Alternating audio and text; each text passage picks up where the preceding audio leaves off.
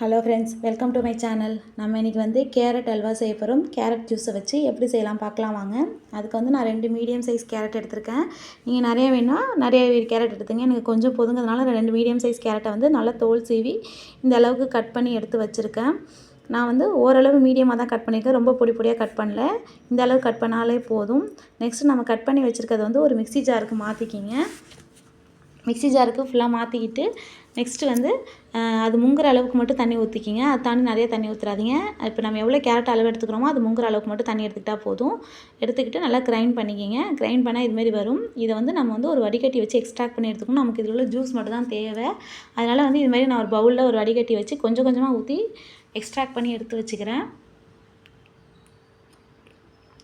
இது மாதிரி வச்சு பிணைஞ்சு விட்டிங்கன்னா கீழே இருக்க ஜூஸ் மட்டும் தனியாக வந்துடும். அதுமாரி இந்த ஜூஸை வந்து தனியாக இதுமாரி ஒரு பவுலில் எடுத்து வச்சுக்கோங்க. 2 கேரட்டுக்கு எனக்கு இந்த அளவுக்கு ஜூஸ் வந்திருக்கு, பார்த்துக்குங்க. நீங்கள் எந்த அளவுக்கு எடுத்துக்கணும் அந்த அளவுக்கு ஜூஸ் வரும். நெக்ஸ்ட்டு ஒரு பேனை வந்து சூடு பண்ணிக்கிங்க. பேன் லைட்டாக சூடானால் போதும், நம்ம எடுத்து வச்ச கேரட் ஜூஸை ஊற்றிக்கலாம். கேரட் ஜூஸ் வந்து கொதிக்கணும்னு எந்த அளவும் கிடையாது. கேரட் ஜூஸ் எடுத்துக்கிட்டு நெக்ஸ்ட்டு வந்து 1 கப் வந்து கார்ன்ஃப்ளவர் மாவு சேர்த்துக்குங்க. நான் வந்து 1 கப் எடுத்துருக்கேன் கார்ன்ஃப்ளவர் மாவு. அதை சேர்த்துக்கிட்டு நல்லா கட்டிப்படாமல் கிண்டி விடணும். மீடியம் ஃப்ளேமில் வச்சுக்கிங்க. கையை மட்டும் எடுத்துடக்கூடாது, அப்போ தான் வந்து இல்லைனா கட்டியாக பிடிச்சிரும் கார்ன்ஃப்ளவர் மாவு. அதனால் வந்து நல்லா பொறுமையாக இது மாதிரி கட்டி வச்சுங்க. உங்களுக்கு ரொம்ப கட்டிப்படுதுன்னா லைட்டாக தண்ணி வேணாலும் சேர்த்துக்குங்க, ஓகேவா. அதுக்கப்புறம் வந்து அது நல்லா இதுமாரி வெந்து வந்ததுக்கப்புறம் ஜீனி சேர்த்திங்கன்னா இலகி கொடுத்துரும் அல்வா. அப்போ வந்து அல்வாவோட கலர் வந்து சேஞ்ச் ஆகும், ஓகேவா. ஜீனி வந்து நான் 1 கப் சேர்த்துருக்கேன். 1 கப் கார்ன்ஃப்ளவருக்கு 1 கப் ஜீனி சேர்த்துக்குங்க. அதுதான் அளவு. இது மாதிரி கிண்டி விட்டுட்டே இருந்தீங்கன்னா ஜீனி வந்து மெல்ட்டாக வந்து கேரட்டோட இது வந்து அந்த அல்வாவோட கன்சிஸ்டன்சி வந்து மாறும், ஓகேவா. இது மாதிரி கொஞ்சம் கொஞ்சமாக மாறினோடனே திருப்பி மீடியம் ஃப்ளேமில் வச்சு கிண்டி விட்டுக்கிட்டே இருந்தீங்கன்னா அது நல்லா வெந்து நல்லா சூப்பராக வந்து ஒரு கன்சிஸ்டன்சிக்கு வரும். ஆனால் நம்ம பொறுமையாக தான் அதை செஞ்சாகணும், ஓகேவா. மீடியம் ஃப்ளேமில் வைங்க. வேகமாக செஞ்சிங்கன்னா கட்டி பிடிச்சிரும். கார்ன்ஃப்ளவர் மாவு வந்து கட்டி பிடிச்சிரும். அதனால் வந்து நம்ம மீடியம் ஃப்ளேமில் வச்சு கிண்டி விட்டுக்கிட்டே இருக்கணும், ஓகேவா. அந்த கட்டிப்படுதுன்னா அதை வந்து நல்லா நசுக்கி விட்டுருங்க. அது நல்லா இதாகிடும். நெக்ஸ்ட்டு வந்து 2 டேபிள் ஸ்பூன் வந்து நான் நெய் சேர்த்துருக்கேன், ஓகேவா. ஒரு 1/4 கப் வந்து நெய் சேர்த்துங்க. அதிகபட்சம் ஒரு 1/4 கப் நெய் சேர்த்துக்கிட்டா போதும். நான் 2 ஸ்பூன் மட்டும் தான் சேர்த்துக்கிட்டு நல்லா கிண்டி விடுங்க. அந்த ஜீனி மெல்ட் ஆனதுக்கப்புறம் நம்ம இந்த நெய் ஊற்றும் போது நல்லா ஒரு அரோமா வரும். அது மட்டும் இல்லாமல் வந்து நல்லாவும் அது நல்லா வெந்தும் வரும், ஓகேவா. அதனால் ஒட்டாமல் வரும் பேனில். நல்லா பார்த்தீங்களா, இப்போ ஒட்டாமல் வருது பார்த்தீங்களா, இந்த கன்சிஸ்டன்சி வரும். அப்பயும் நீங்கள் கைவிடாமல் கிண்டிக்கிட்டே இருங்க. அது நல்லா ட்ரை ஆகிற அளவுக்கு நல்லா கிண்டி விட்டுக்கிட்டே இருங்க.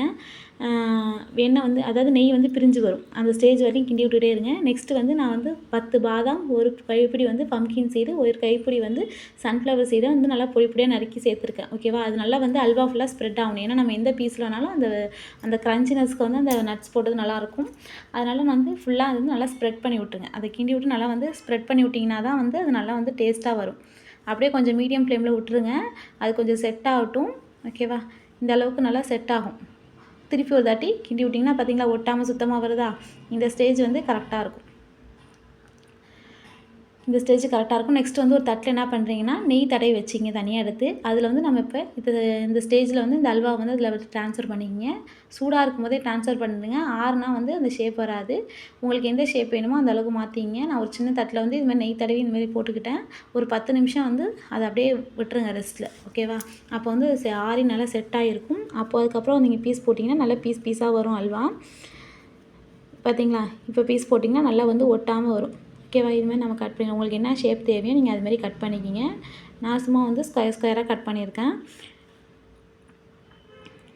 நல்லா ஆறணும், அப்போ தான் வந்து நல்லா ஈவனாக வரும். அதுக்கப்புறம் பார்த்தீங்களா, இப்போ நான் எடுத்து காமிக்கிறேன் பாருங்கள். நல்லா சூப்பராக வந்திருக்கு கேரட் அல்வா. இதுமாதிரி ட்ரை பண்ணி பாருங்கள், ரொம்ப டேஸ்ட்டாக இருந்துச்சு, ஓகேவா. நம்ம சேனலை பார்த்தா லைக் பண்ணுங்கள், ஷேர் பண்ணுங்கள், சப்ஸ்கிரைப் பண்ணுங்கள், கொஞ்சம் சப்போர்ட் பண்ணுங்கள். தேங்க்யூ ஸோ மச் ஃபார் வாட்சிங்.